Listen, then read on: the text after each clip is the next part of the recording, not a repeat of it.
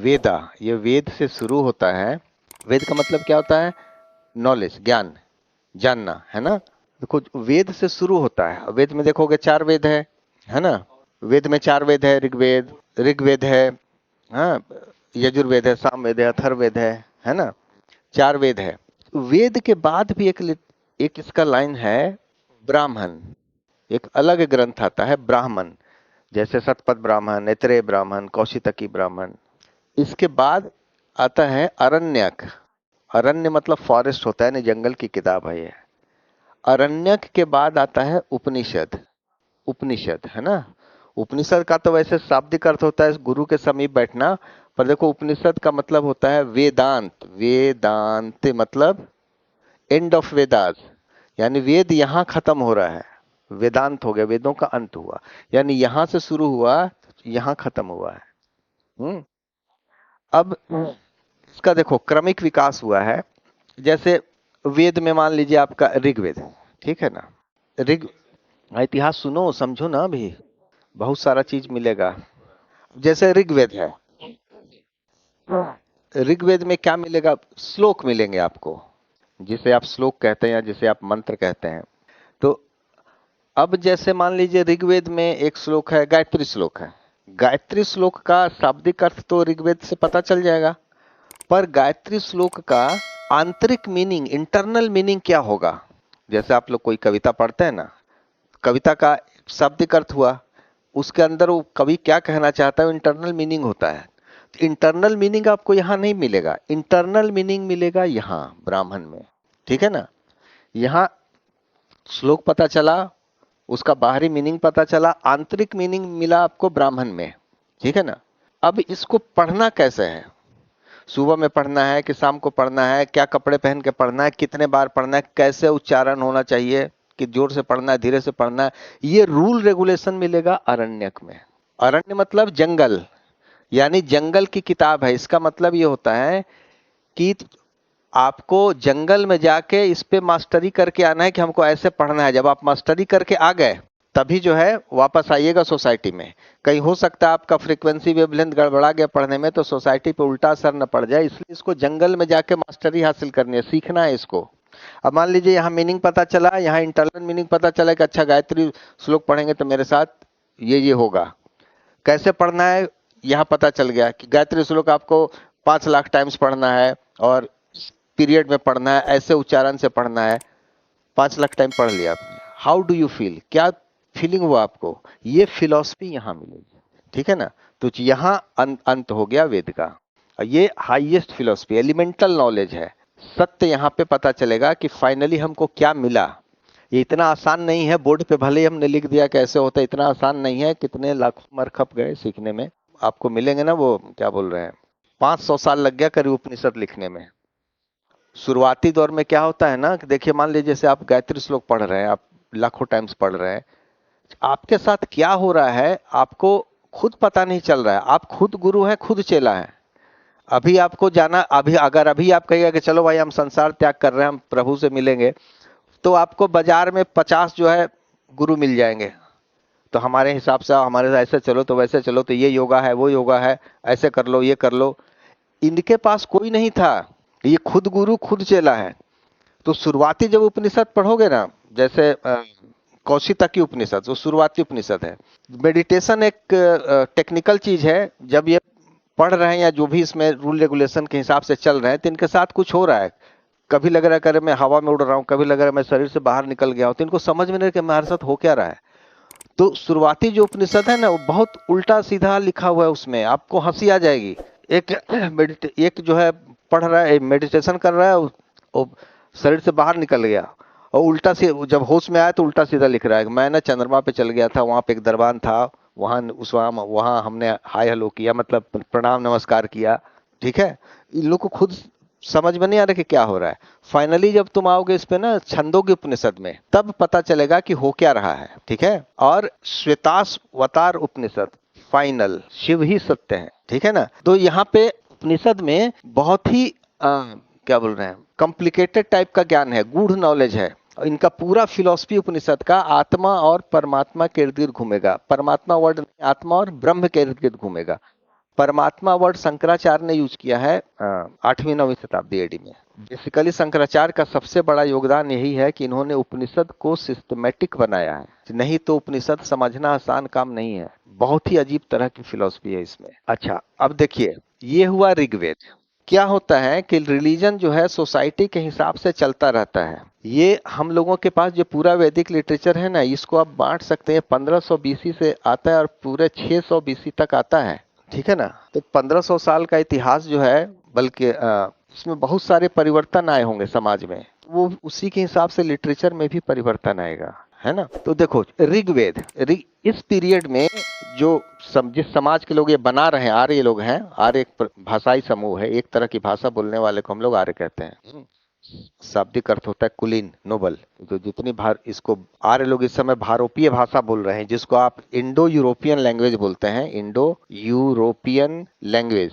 इसी से आगे चल के देखिएगा संस्कृत निकलेगा, इसी से आगे चल के लैटिन निकलेगा, इसी से आगे चल के पोलिश निकलेगा, स्लाव निकलेगा। देख रहे हो, यानी पूरा रसियन और जितने अंग्रेज और ये सब, पोलिश मतलब वही ईस्टर्न यूरोप हो गया, जर्मनी के आसपास का एरिया। तो हिटलर को याद करो, क्या बोलता था, हम लोग आ रहे हैं। ये सारी भाषाएं मिल रही हैं, माने सारी भाषाएं यहीं से निकली हैं, ठीक है। नहीं ओरिजिनली सब एक जगह रहे होंगे। देखो, भाषा तभी मिलेगी जब आप कभी न कभी एक साथ रहे हो, अदरवाइज भाषा मिलेगी ही नहीं। तो इस समय इस समूह में रह रहे हैं और इधर उधर माइग्रेट कर रहे हैं, इसलिए हम अब बाद में अलग अलग हिस्सों में जाकर सेटल कर गए।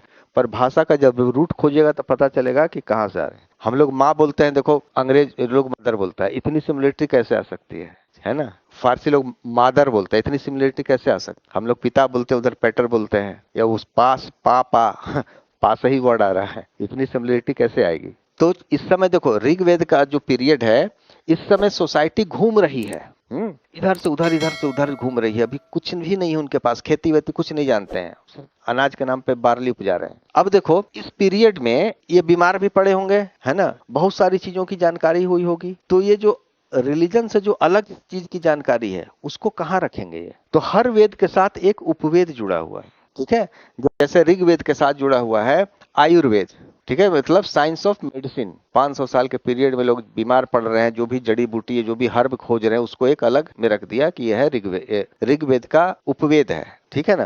साम, देखो साम का मतलब ही होता है म्यूजिक, समा मतलब म्यूजिक। सामवेद क्या है, ऋग्वेद के श्लोकों को ही म्यूजिक के रूप में ढाला गया है। कुछ श्लोक अलग है, 75 के आसपास। तो अब लेकिन म्यूजिक तो अपने आप में एक सेकुलर ज्ञान है, सारे गामा, इसका रिलीजन से कोई लेना देना नहीं है। तो इसके साथ गंधर्व वेद जुड़ा हुआ है, ठीक है ना, साइंस ऑफ म्यूजिक जुड़ा हुआ है। ये देखो यजुर्वेद, यजुर्वेद लेटर वैदिक पीरियड का है। यजुर्वेद में देखो समाज स्टेबल हो गया है। स्टेबल का मतलब कृषि आ गई है, तभी स्टेबल होगा। कृषि आएगी तभी आदमी एक जगह रहना शुरू करेगा, तभी गांवों का उदय होगा। 50 आदमी 100 आदमी एक जगह रहेगा। 50 आदमी 100 आदमी अगर एक जगह लगातार रहेगा, है 50 साल, तो आपस में झगड़ा झंझट भी करेगा, चोरी चमारी भी होगी, शादी विवाह होगी। तो यजुर्वेद में आपको सारे कर्मकांड नजर आएंगे, ना विवाह का संस्कार, खेती के संस्कार, घर बनाने, सब कुछ आपको यजुर्वेद में मिलेगा। यजुर्वेद के साथ जो ज्ञान जुड़ा हुआ है, उपवेद जो जुड़ा हुआ है, उसका नाम है धनुर्वेद। अब देखो, धनुर्वेद से क्या लेना देना है भाई, से यजुर्वेद से। यजुर्वेद में मैंने क्या बताया है कि समस्त प्रकार के कर्मकांडों का उदय हुआ है। कर्मकांड किसे बोलते हैं, कर्मकांड में देखो 2 चीज होता है, अंग्रेजी में इसको रिचुअल बोलते हैं, संस्कार। जैसे विवाह एक संस्कार है, ठीक है ना। अब उसमें हम लोग क्या देखते हैं कि पुरोहित आएगा या पंडित आएगा या कोई भी आए, वो अपने मुंह से कुछ कुछ बोलेगा, मंत्र पढ़ेगा, और बीच में आपको भी इन्वॉल्व करेगा। ये पकड़ो, इसको यहाँ रखो, उसको वहां रखो, ऐसे घूमो। तो जो भी शरीर से क्रिया हो रही है ना, पूजा के समय या किसी भी संस्कार के समय जो शरीर से क्रिया हो रही है, उसको हम लोग कर्मकांड बोलते हैं, ठीक है ना। और संस्कार की सफलता कर्मकांड की सफलता पे ही आधारित होती है। अगर कर्मकांड गलत हो गया तो संस्कार का कोई रोल नहीं है। जैसे मान लीजिए पंडित जी ने रात भर मेहनत करके मंत्र पढ़ के पूजा कराया, और दूसरे दिन पति पत्नी की मृत्यु हो गई एक्सीडेंट में, या साल भर बाद पता चला डाइवोर्स हो गया, तब आप क्या बोलेंगे। आप विवाह को गलत नहीं बोलिएगा, क्या बोलेगा, लग रहा है पंडित जी ठीक से कर्मकांड नहीं कराए, ठीक है। यानी संस्कार की सफलता कर्मकांड की सफलता पे ही आधारित होती है, ठीक है ना। कर्मकांड में संस्कार में अगर कर्मकांड नहीं हुआ, कर्मकांड हमने क्या बताया, शरीर से क्रिया, अगर संस्कार में कर्मकांड नहीं हो तो संस्कार का कोई वैल्यू नहीं है। देखो छोटा से छोटा संस्कार, मान लीजिए पैर छूना एक संस्कार है। संस्कार उसको बोलते हैं बार बार एक ही तरह से होने वाले व्यवहार को हम लोग संस्कार कहते हैं। Any pattern behaviour is known as ritual. बार बार एक ही तरह से होने वाले व्यवहार को संस्कार कहते हैं। शादी विवाह जब भी होगा उसी नियम कानून से होगा, है ना। पैर अगर किसी का छू ले, कोई एकदम हल्का संस्कार, पैर अगर आप किसी का छू रहे हैं तो आप खास पैटर्न पे ही छूइएगा, नीचे झुक के, ठीक है। अगर नीचे नहीं झुक रहे हैं, आपने ऐसे बोल दिया सर प्रणाम, तो इसका मतलब क्या हुआ, आदमी क्या बोलता है, यही तुम्हारे माँ बाप ने संस्कार दिया है, मतलब आपका संस्कार गलत गड़बड़ हो गया। संस्कार वास्तव में यहां से होना चाहिए, ठीक है।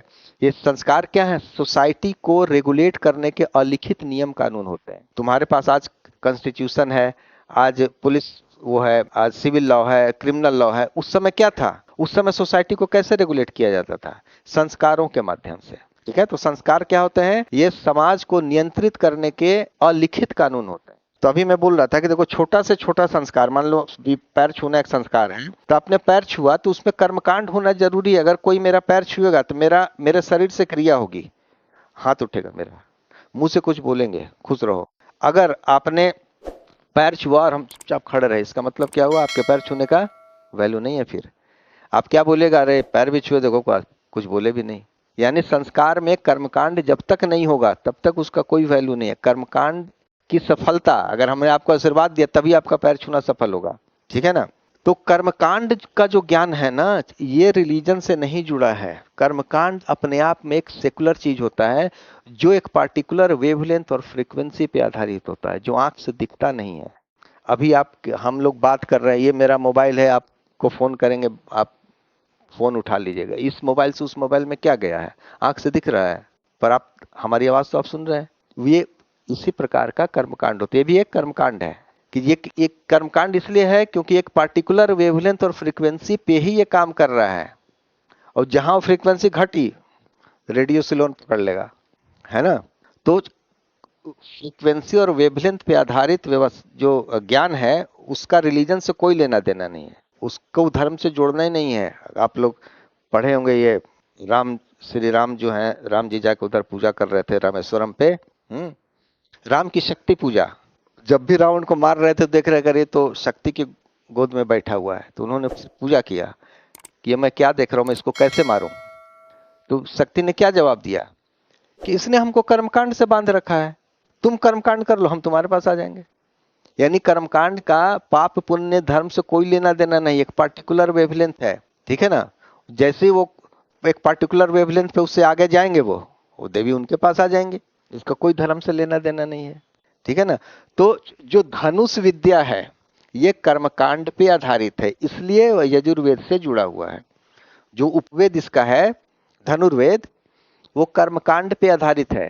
देखो आदमी के शरीर की ताकत का कोई वैल्यू नहीं है। अभी भी यूक्रेन वार चल रहा है ना, शरीर की ताकत का कोई वैल्यू दिख रहा है, कहां कहां से मार रहा है सब, ऊपर नीचे से, कहां कहां से मिसाइल चल रही है। तो यहां भी शरीर की ताकत का कोई वैल्यू नहीं है। देखो आप सबसे बड़ा ज्ञाता कौन था, अर्जुन। एक तीर चला रहा है, वो देख रहे उससे आग निकलने लग रही है, आगे जाके तीर जो है 20 में बट जा रहा है।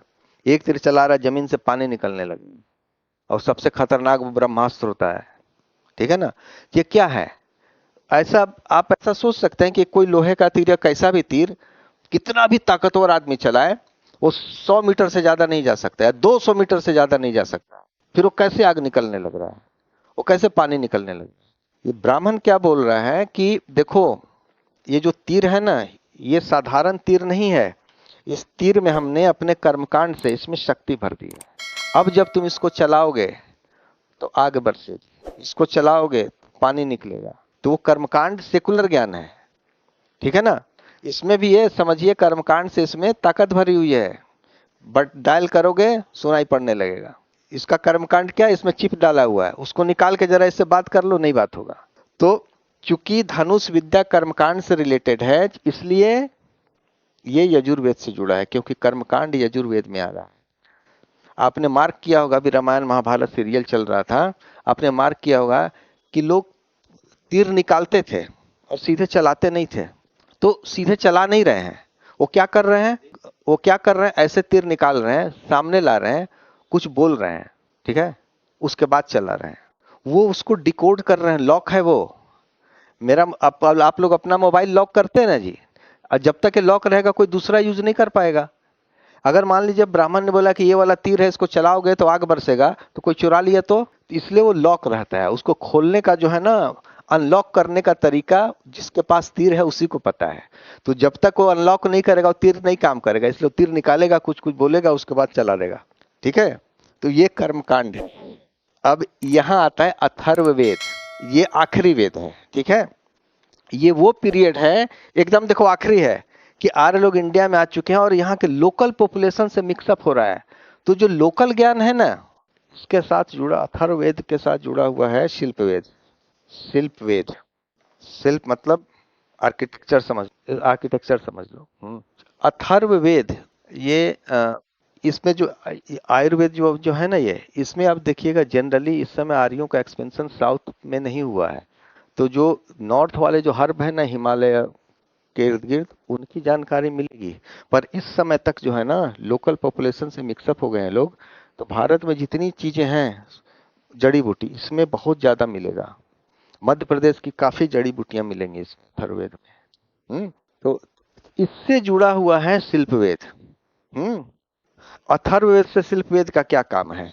देखो, जो लोकल लोग हैं, ये लोग दूसरे तरह का ज्ञान है इनके पास, जिसको आप बोलचाल की भाषा में जादू टोना बोलते हैं। ठीक है ना, सांप का जहर कैसे उतारा जाए, बिच्छू के डंक का जहर कैसे उतारा जाए, हम्म किसी को बुखार हो गया तो उसको भगाया कैसे जाए, इससे इसमें सब कुछ मिलेगा। भूत प्रेत कैसे पकड़ा जाए, किसी दुश्मन को कैसे मारा जाए, सब जादू टोना इसमें मिलेगा। तो भूत प्रेत पकड़ोगे तो उसमें कुछ बनाना पड़ता है, हवन कुंड या जो भी हो, उसका ये साइंस ऑफ ज्योमेट्री है, समझ लीजिए। ठीक है, तो तो अभी क्या बता रहे थे कि हर वेद के साथ एक उपवेद जुड़ा हुआ है, लेकिन ये सेकुलर है, इसका रिलीजन से कोई लेना देना नहीं है। ठीक है ना। इसके बाद आता है ब्राह्मण। अब ब्राह्मण क्या है? वेद का ये श्लोक है, इसका इंटरनल मीनिंग समझाया हुआ है ब्राह्मण में। ब्राह्मण हमेशा प्रोज में ही रहेगा, पोएट्री में नहीं रहेगा। समझाओगे किसी को कविता में तो नहीं समझ में आएगा ना, वो फुल सेंटेंसेज रहेंगे इसमें। और अरण्यक में सिर्फ रूल रेगुलेशन है कि इसको कैसे पढ़ना है, कितने बार पढ़ना है, तो बहुत छोटा छोटा है। जनरली अरण्यक ब्राह्मण से ही जुटा होता है। जैसे आपके पास कोई किताब है तो पीछे देखते हैं ना बिब्लियोग्राफी लिखा हुआ, तो वैसे ही अरण्यक मिलेगा, फॉर्मूले के रूप में है। कुछ अगर बड़ा अरण्यक है तभी वो अलग होगा, अदरवाइज जनरली ब्राह्मण से जुड़े हुए हैं। और उपनिषद में फिर बहुत लंबा पूरी समझाई हुई है। ठीक है ना। देखिए, अभी जो हमने बताया है कि ये जादू टोना, भूत प्रेत है, देखिए ये लोकल लोगों के कांटेक्ट से लोग सीख रहे हैं, आर्य लोग। लोकल लोग कांटेक्ट से सीख रहे हैं। आर्य लोग कभी भी भूत प्रेत वाला काम नहीं करते हैं। इवन आप देखिएगा भगवान कृष्ण गीता में क्या बोल रहे हैं कि जो लोग ये करते हैं मैं उनके पास नहीं आता हूं। जो लोग भूत प्रेत पकड़ रहे हैं, जादू टोना कर रहे हैं, मैं उनके पास नहीं आता हूं। अब देखिए उपनिषद। उपनिषद का जो है ना पूरा ज्ञान जो है, कि पूरा ज्ञान जो है ना इसी दो के इर्द गिर्द घूमता है। तो ये जो उपनिषद है, देखो इसका शाब्दिक अर्थ है ना कि गुरु के समीप बैठना। इसमें हाईएस्ट फिलॉसफी और बहुत डीप फिलॉसफी है। ये कौन लोग हैं जो उपनिषद की रचना कर रहे हैं? ये वही लोग हैं जो अरण्य तो सीखने के दौरान जो जा रहे थे जंगलों में, यूं कहो वानप्रस्थी, जो दिन भर जंगल में रहते थे और वापस आते थे शाम को। इन यही लोग उपनिषद के रचयिता हैं। तो होगा क्या कि उपनिषद में जो है ना सवाल और जवाब मिलेगा आपको। मान लीजिए आज भी, आज के भी दौर में ऐसा ही होगा। मान लीजिए अगर कोई संत आया है या कोई ज्ञानी आया है, तो मान लीजिए आपके शहर में आया, तो आपके शहर में किसके पास आएगा? या तो जो नगर का सेठ होगा उसके घर जाएगा, वही उसको पैटर्नेज देगा, और या तो कोई राजा महाराजा होगा। तो यहां भी वही होगा, जब वो ज्ञान लेके आएगा तो या तो किसी नगर सेठ इसको आमंत्रित करेगा, या तो राजा महाराजा। अब वही लोग सवाल करेंगे कि हाँ बताओ सत्य क्या है, ज्ञान क्या है। तो ये जवाब देगा। पहला क्या है? पहला जवाब ये है, इस शरीर कर्मकांड सत्य नहीं है। ठीक है, सत्य क्या है? आत्मा है। आत्मा कौन है? ये क्या बता रहा है कि मृत्यु के बाद भी जो चीज कायम रहेगी उसे आत्मा कहते हैं। The ultimate reality which will persist even after the death of the body is आत्मा। मतलब जो अंतिम सत्य है जो शरीर के नष्ट होने के बाद भी कायम रहेगी, वो आत्मा है। तो अब देखो सवाल जवाब चल रहा है। तो जो भी इसको इसके सामने बैठा है, चाहे वो संत हो, चाहे वो राजा हो या व्यापारी हो, तो बोले कि तो इतना बड़ा चीज है अगर ये जो कभी नष्ट नहीं हो रहा है, हमेशा कायम रहेगा, तो मरने के बाद भी हम लोग को दिख कहाँ रहा है? तो ये फिर उसको एग्जाम्पल से समझाएगा कि ऐसा करो, तुम एक गिलास पानी लाओ। तो पानी आता है, बोला नमक लाओ, चीनी लाओ, कुछ भी, बोला अब इसमें घोल लो, घुल गया। बोला कि अब इसमें चीनी खोजो कहाँ है? बोला चीनी तो घुल गया, बोले, चीनी इसमें है कि नहीं है? बोला हाँ है। तो तुमको आंख से नहीं दिख रहा है ना? तो इसी तरह आत्मा है, तुमको आंख से नहीं दिख रही है, इसका मतलब ये नहीं कि वो नहीं है, वो इसमें घुली हुई है। ठीक है ना? बोला अच्छा ठीक है। इसके बाद आगे आगे ये बोल रहा है सेकंड पॉइंट में कि सृष्टि में अल्टीमेट रियलिटी, इस यूनिवर्स में अगर कोई चीज है तो क्या है? वो ब्रह्म है। इसी को परमात्मा कहते हैं। और पूरा जो जगत है ये सब ब्रह्म का ही रूप है। तो बोला कि अगर ब्रह्म इतना बड़ा है जो पूरी सृष्टि में है, हर कण में है, फिर ये दिख क्यों नहीं रहा है? तो इसको भी देखो एग्जाम्पल से समझाएगा। ये बोल रहा है राजा को कि एक फल मंगाओ। फल आता है, बोला इसको तोड़ो। फल तोड़ा जा रहा है, बोले इसमें क्या निकला? ये तो बीज है। बोले इसको भी तोड़ो। बीज को भी तोड़ रहा है, बोले इसमें क्या दिख रहा है? इसमें तो कुछ नहीं है। बोला जिसमें तुमको लग रहा है कुछ नहीं है, उसी में ये पूरा पेड़ है। तुम इसको जमीन पे डाल, जमीन के अंदर डालो, पूरा पेड़ बाहर निकल जाएगा। इसी तरह ब्रह्म है, कण कण में समाया हुआ है पर आपको दिख नहीं रहा है। तीसरे पॉइंट में क्या किया? इन दोनों में कनेक्शन जोड़ा। कनेक्शन में ये बोला कि आत्मा is the minute manifestation of ब्रह्म। आत्मा परमात्मा का ही सूक्ष्म रूप है। आत्मा परमात्मा का ही सूक्ष्म रूप है। यह परमात्मा से निकली है और मृत्यु के बाद परमात्मा में ही विलीन हो जाएगी। ठीक है? और जब यह परमात्मा में विलीन हो जाएगी तो फिर इसका दोबारा जन्म नहीं होगा। ये जन्म मरण के बंधन से मुक्त हो जाएगी। लेकिन ये परमात्मा में मिल नहीं पा रही है। क्यों नहीं मिल पा रही है? क्योंकि जो व्यक्ति, आगे इसने इन्होंने बोला, कर्म का सिद्धांत दिया, थ्योरी ऑफ कर्मा, जो व्यक्ति अपने जीवन में जो भी कर्म किया है, चाहे अच्छा किया हो चाहे बुरा, उसका फल भुगतने के लिए उसे वापस आना पड़ेगा। अच्छा किए हो तो अच्छा भुगतोगे, बुरा किए हो तो बुरा भुगतोगे। ठीक है ना? Whatever action a person performs in his life will have to bear its consequences in the next birth. जिसको स्वर्ग नरक बोलते हैं ना भाई, अच्छा कर्म करोगे तो अच्छा मिलेगा, आना भाई जरूर। अगर आत्मा मिल गई परमात्मा में तो फिर सारे सुख दुख के बंधन से फ्री, सारे जन्म मरण से फ्री। तो जब ये आपको पता है कि जब हम परमात्मा में विलीन हो जाएंगे तो फिर हम सारे बंधनों से मुक्त हैं, सारे दुख से मुक्त हैं, तो आदमी का क्या होना चाहिए? अल्टीमेट एम परमात्मा में कैसे मिला जाए। ठीक है? अब दूसरी बात, एक और इंपॉर्टेंट बात है, पांचवा एक और पॉइंट है, ट्रांस माइग्रेशन ऑफ सोल। आप इस जन्म में जो भी किए, अच्छा किए या बुरा किए, आप मर गए, मरने के बाद शरीर भी जला के राख कर दिए, तो जो आपका अगला जन्म होगा जिसमें आपको भुगतना है, अच्छा किए तो अच्छा भुगतिएगा, तो इस जन्म से उस जन्म में गया क्या? इस जन्म से उस जन्म में के लिए इन्होंने बताया कि it is the soul which transmigrates from one previous birth to the next birth. यह आत्मा है जिसका आवागमन होता है इस जन्म से उस जन्म में। ठीक है? तो देखिए इतना चीज इन्होंने बताया कि अंतिम सत्य क्या है। अब जीवन का उद्देश्य यही होना चाहिए कि हम परमात्मा में विलीन हो जाएं तो सारे दुख से मुक्त। तो अब विलीन होंगे कैसे? उसके लिए इन लोगों ने रास्ता बताया। इन्होंने the ways told by the Upanishadic philosophers how to merge with the Brahma, कैसे ब्रह्म में मर्ज करना है। तो पहला तो इन्होंने ये बताया कि आपको घर छोड़ने की, संसार त्याग की जरूरत नहीं है। नो रिनंसिएशन, जंगल में जाने की जरूरत नहीं है। आप घर में ही रह के मेडिटेशन करके देखो, उपनिषद जो है ना, solvation through gyan marg, salvation through knowledge, salvation through knowledge की बात करता है। भगवान कृष्ण इसको आके भक्ति में लगाएंगे, पर अभी ये नॉलेज की बात करते हैं। आप ही ब्रह्म है, ब्रह्म आपके अंदर है ना जी, तो आप ही ब्रह्म है, इस चीज को रियलाइज करना है। इस चीज को कैसे रियलाइज कीजिएगा? Through continuous meditation. ठीक है, अपने दिमाग को, मन को काबू रखना है, मन को हटाना है और परमात्मा में ध्यान लगाना है। धीरे धीरे धीरे एकदम आपको एहसास हो जाएगा, करे मैं ही ब्रह्म हूँ। एक बहुत रोचक घटना बता रहे हैं। रामकृष्ण परमहंस थे जो काली जी पे फूल चढ़ाते थे, उनको प्रसाद देते थे। धीरे धीरे जब वो मेडिटेशन के क्लाइमेक्स पे पहुंच गए, तो लोगों ने देखा कि वो काली जी के सामने खड़े और अपने पे फूल चढ़ा रहे हैं, अपने पे फूल चढ़ा रहे हैं, अपने को प्रसाद खिला रहे हैं। जिसका मतलब क्या है कि मैं ही ब्रह्म हूँ। उनको वो उस स्टेज पे पहुंच गए जब उनको एहसास हो गया कि मैं ही ब्रह्म हूँ, हम में और माँ काली में कोई अंतर नहीं है। तो ये देखिए, साल्वेशन थ्रू नॉलेज की बात करते हैं, ज्ञान मार्ग की बात करते हैं। बैठ के मेडिटेशन करना है। तो मेडिटेशन अपने आप में बहुत कॉम्प्लिकेटेड टेक्निक है।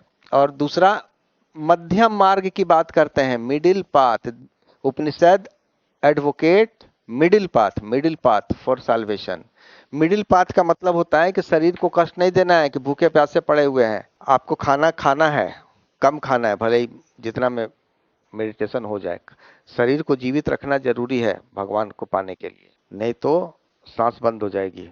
तो मिडिल पाथ की बात कर रहे हैं कि घर में रहिए, एकांत में रहिए थोड़ा, और मेडिटेशन करते रहिए। इसके लिए आपको घर परिवार छोड़ने की जरूरत नहीं है। अब देखिए, ये बोल रहे हैं, जो रास्ते ये बता रहे हैं ना कि अपने मन को कैसे कंट्रोल करें कि आपको रियलाइजेशन हो कि मैं ही ब्रह्म हूँ। इसमें सारी वो चीजें हैं जिसको एक जो नैतिक नियम होता है ना, चोरी मत करो, झूठ मत बोलो, ठीक है ना, दूसरों का अहित मत करो, ये सब इसमें आता है। शराब मत पियो, जुआ मत खेलो, ये सब आपको क्या है, इच्छाएं जनरेट करेंगी। सब कुछ आदमी इच्छा के बस में ही कर रहा है। एक ऐसा कंडीशन ये पैदा करेंगे जिसमें बिल्कुल डिजायरलेसनेस, इच्छा विहीनता के कंडीशन में आ जाइएगा। जैसे ही इच्छा विहीनता के कंडीशन में आइएगा, फिर परमात्मा से आपका मेल मिलाप होने लगेगा। ठीक है, भगवान बुद्ध आएंगे तो इन सारी को एक पॉइंट में ढाल देंगे। बुरे व्यसन से बचें, don't not indulge in false practices. बुरे व्यसन में सब आ जाएगा, चोरी मत करो, दारू मत पियो, मारकाट मत करो, डकैती मत करो, झूठ मत बोलो, ये सब आ जाएगा उसमें। ठीक है ना। तो ये है उपनिषद, यहां जाके वैदिक लिटरेचर का अंत होता है। ठीक है, इसके बाद अब देखो, अब आ जाओ आगे का लिटरेचर। इसके आगे हम लोग एक है जिसको बोलते हैं वेदांग, वेदों का अंग। देखिए, यह है वेदांग, वेदों का अंग। अभी मैंने आपको बताया कि 4 वेद हैं। तो वेद को आप पढ़िएगा कैसे? आपको ग्रामर आना चाहिए, शब्द की उत्पत्ति आनी चाहिए, वेद को फुल स्टॉप कॉमा कहाँ ये आना चाहिए। उसके बाद वेद को समझिएगा कैसे, और वेद को समझ भी लिए तो उसको यज्ञ में कैसे प्रयुक्त कीजिएगा। फाइनली तो भाई यज्ञ करना है, वही प्रैक्टिकल चीज होता है, यज्ञ मतलब प्रैक्टिकल चीज होता है। तो ये जो वेदांग है, इनमें देखिए देखिए 6 वेदांग है। इसको ना हम लोग बेसिकली सूत्र, सूत्र लिटरेचर, सूत्र साहित्य भी बोलते हैं। इनकी रचना जो है ना 500 बीसी से लेके 200 बीसी के बीच में हो गई है। ये सूत्र है। सूत्र का मतलब क्या होता है? फॉर्मूला। देखिए 6 वेदांग हैं और ये सूत्र में है। 6 वेदांग है। क्या है? शिक्षा, दो दो के ग्रुप में जुटे हैं, शिक्षा और छंद। शिक्षा मतलब उच्चारण, छंद मतलब कविता। अगर ये 2 चीज आप नहीं जानिएगा तो आप वेद को पढ़ नहीं पाइएगा। फिर 2 का ग्रुप है, व्याकरण और निरुक्त। निरुक्त का मतलब होता है शब्दों की उत्पत्ति कहां से हुई है। तो जब तक ये 2 चीज नहीं जानिएगा आप, तब तक आप वेद को समझ नहीं पाइएगा। यानी these are necessary for reading the Vedas, reading the Vedas. और ये क्या है? Necessary for understanding the Vedas. ये दोनों वेद को पढ़ने के लिए जरूरी है, ये दोनों वेद को समझने के लिए जरूरी है। और ये दोनों ज्योतिष और कल्प। ज्योतिष का मतलब क्या होता है? पोजीशन ऑफ स्टार्स, ग्रहों की स्थिति। कल्प मतलब यज्ञ के या बलि के नियम कानून। तो अगर जब तक ये दोनों को नहीं जानिएगा आप, तब तक आप वेद के श्लोकों को यज्ञ में प्रयुक्त नहीं कर सकते। यानी they are necessary for employing Vedic rituals to sacrifices. यज्ञ के नियम कानून, है ना, ये दोनों जरूरी है यज्ञ वेद के श्लोकों को यज्ञ में प्रयुक्त करने के लिए। अब देखिए ये सूत्र में है, सूत्र में कब रचा जाता है? सीधी सी बात है कि ये जो बच्चा गुरुकुल में पढ़ने आएगा उसको फॉर्मूले के रूप में रटाया जाएगा, ताकि वो फॉर्मूले के रूप में ही आदमी अच्छे से रट सकता है, इसलिए इसको सूत्र में डाला गया है। ठीक है ना। अब देखिए एक एक पे कई किताबें हैं, जैसे जैसे शिक्षा, शिक्षा यानी उच्चारण, उच्चारण पे देखिए प्रतिशाख्य सूत्र है, इसमें चारों वेदों को कैसे उच्चारण किया जाता है इसमें नियम संग्रह दिया हुआ है। छंद, छंद सूत्र, सबको सूत्र सूत्र बोलिएगा ना, प्रतिशाख्य सूत्र, छंद सूत्र, चूंकि सूत्र में है ना इसलिए। ज्योतिष सूत्र, कल्प सूत्र। पिंगल द्वारा रचित, देखिए पिंगल द्वारा रचित छंद प्राचीनतम है। फिर आ जाइए व्याकरण, व्याकरण में देखिएगा अष्टाध्यायी, पाणिनि का अष्टाध्यायी है, 5वीं शताब्दी ईसा पूर्व का है। इसमें 4000 व्याकरण के नियम है। सिर्फ यही नहीं है, व्याकरण का नियम देते देते पाणिनि जो है ना उस समय की सामाजिक और आर्थिक व्यवस्था भी एक्सप्लेन करते जा रहे हैं। है बहुत इंपॉर्टेंट चीज।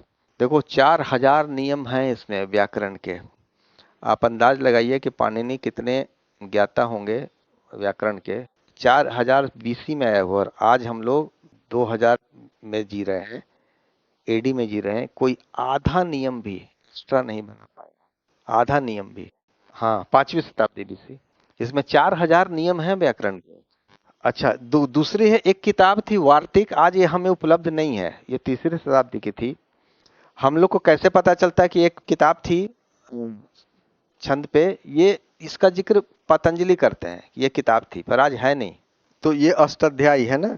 अब इसके वार्तिक, वार्तिक, इसके बाद है महाभाष्य। महाभाष्य किसका? पतंजलि का है। देखो पतंजलि ने जो पाणिनि ने ग्रामर बना दिया है, अब आगे जितना भी डेवलपमेंट होगा वही पाणिनि की किताब पे ही टीका होगी, कमेंट्री होगी, कोई नियम कानून अलग से नहीं बनाएगा।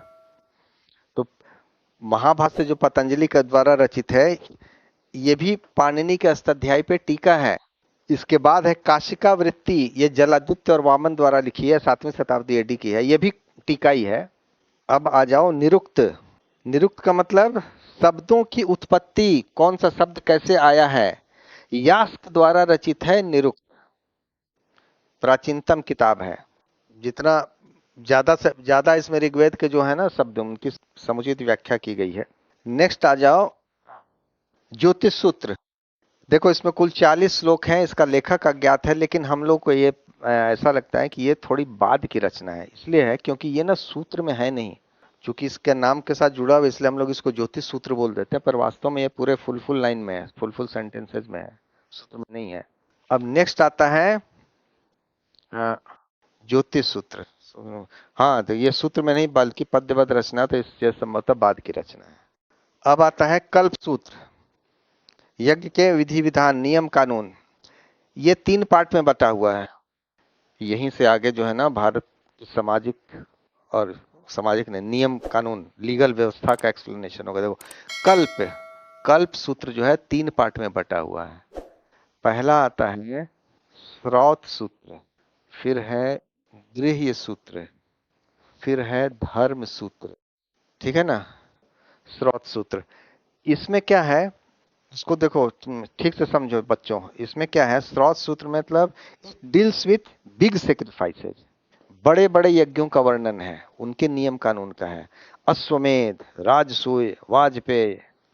और इसमें क्या है डोमेस्टिक, घरेलू नियम कानून, मतलब विवाह, विवाह के नियम कानून, बच्चा पैदा हुआ है कब उसको सारे संस्कार, निष्क्रमण और अन्नप्राशन, कर्णछेदन सब इसमें मिलेगा। मनुष्य के जन्म से पहले और मृत्यु के बाद तक संस्कारों और कर्मकांडों में बांधा गया है समाज को चलाने के लिए, तो सब इसमें गृह सूत्र में मिल जाएगा। और सबसे खतरनाक तो देखिए मरने के बाद वाला है, वो अंत्येष्टि के बाद 13 दिन तक जो चलता है कॉम्प्लिकेटेड कर्म, और उसके बाद भी पिंड नहीं छूटता है, फिर हर साल कुछ कुछ पक्ष में करना पड़ेगा। तो इसमें क्या है it deals with domestic sacrifices, है ना, डोमेस्टिक। और ये धर्म सूत्र, धर्म से कोई लेना देना नहीं, मतलब धर्म वाला धर्म नहीं समझना है, ये it deals with ethics of daily life. Ethics of daily life का मतलब कि सड़क पे बाएं चलना है कि दाएं चलना है, ठीक है। दैनिक जीवन के आचार व्यवहार इसमें संबंध इसमें जुड़े हुए हैं। हर वर्ण का देखिए अपना अपना ड्यूटी है, तो पूरी ड्यूटीज भी इसमें मिलेंगी। और यही हम लोगों का आधार है आगे मनुस्मृति और जितनी भी धर्म सूत्र का डेवलपमेंट होगा ना धर्म शास्त्रों का, इसी का आधार है ये। इसका धर्म से वास्तव में लेना देना नहीं है। देखो धर्म सूत्र में, धर्म सूत्र बेसिकली 4 धर्म सूत्र हैं। बेसिकली 4 धर्म सूत्र हैं। गौतम गौतम का धर्म सूत्र है, आपस्तम्ब का धर्म सूत्र है, बौधायन का है, वशिष्ठ का है। 4 धर्म सूत्र है। लेकिन प्राचीनतम जो है ना, सबसे पुराना आपस्तम्ब का है और बौधायन का है।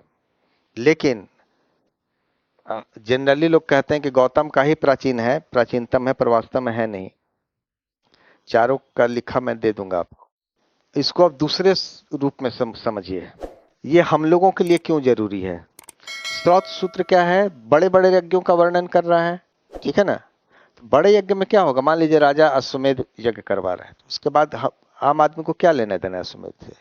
उसमें देखिएगा जब अश्वमेध होगा तो उसके समापन पे या शुरुआत में ही राजा को कुछ वादे कस्में दिलाई जाती हैं कि मैं धर्म के आधार पर शासन करूंगा, मैं दुष्ट लोगों से बचाऊंगा अपनी जनता को, ठीक है, मैं न्याय के आधार पर चलूंगा। ये क्या बता रहा है कि स्रोत सूत्रा डील्स विथ, अच्छा, Srauta Sutra deals with duty of a king towards his subject. ये लाइन लिखिए, बहुत इंपॉर्टेंट है। स्रोत सूत्र राजा का प्रजा के प्रति दायित्व को स्पष्ट करता है, प्रजा के लिए। आज भी देखिए, आज भी अगर हमारा जो शासक है, मान लीजिए प्रधानमंत्री कोई बन रहा है, तो शपथ लेते हैं ना जी कॉन्स्टिट्यूशन का कि हम संविधान के अनुसार शासन करेंगे।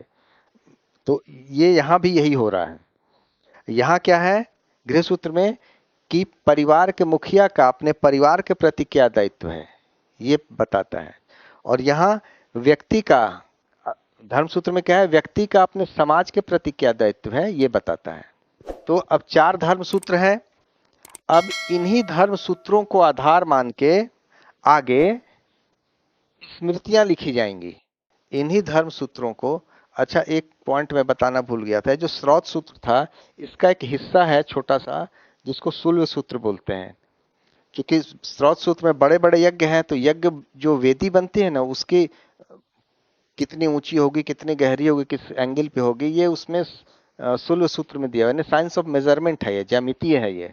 तो देखिए, हाँ, धर्म सूत्र में बता रहा था 4 धर्म सूत्र हैं। और धर्म सूत्र क्या है, दैनिक जीवन के नियम कानून है। तो अब धर्म सूत्रों को ही आधार मान के आगे स्मृतियां लिखी जाएंगी, ठीक है। तो सबसे पहली स्मृति क्या आएगी, मनुस्मृति। फिर आगे आती जाएगी, याज्ञवल्क आएगी, नारद आएगी, है ना। तो धर्म सूत्र प्लस स्मृति, इनको मिला के हम लोग धर्म शास्त्र बोलते हैं। समाज जब जब बदलेगा, हर 200 साल 300 साल पे देखिएगा एक स्मृति आ जाएगी, ठीक है। फिर क्या होगा, स्मृति पे टीका चलती रहेगी, टीका टीका टीका टीका। फिर जब बहुत सारा हो जाएगा तो फिर एक स्मृति आ जाएगी। आप देखते हैं कि मान लीजिए कि स्मृति लिखी गई, मनुस्मृति लिखी गई। अब मनुस्मृति में मान लीजिए डिस्क्रिप्शन है कि ये जातियां हैं, इनके अनुसार ये इनको कर्म करना है। अगर इनसे भटकती हैं, मान लीजिए किसी ने चोरी कर दिया तो उसकी क्या सजा मिलेगी, 9 प्रकार के क्राइम का डिस्क्रिप्शन देता है ये। और अगर कोई 10वां प्रकार का क्राइम कर दिया तो अब मनुस्मृति को आधार मान के एक टीका लिखा जाएगा उस पर, कि टीका चलेगा।